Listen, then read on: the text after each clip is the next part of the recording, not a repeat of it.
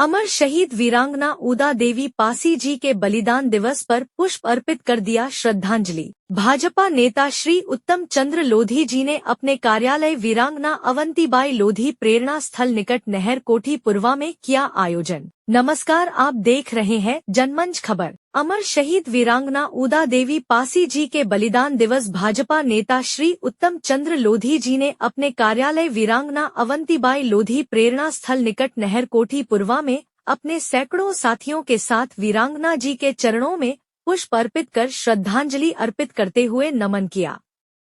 कार्यक्रम में गंगा प्रसाद वर्मा उपाध्यक्ष जिला सहकारी बैंक उन्नाव, देवीशंकर फौजी चाचा, हरिलाल रावत मास्टर, श्री हरिशंकर रावत, श्री ब्रह्मादिन रावत, श्री गुरु प्रसाद रावत, श्री राम भरोसे रावत, दीप रावत सरदार जी, श्री गंगा प्रसाद रावत, श्री योगेंद्र द्विवेदी पूर्व चेयरमैन पुरवा, समाज सेवी श्री मोतीलाल लोधी, राजकुमार लोधी उपाध्यक्ष, डॉ अनिल लोधी, विजय लोधी, शुभम रावत,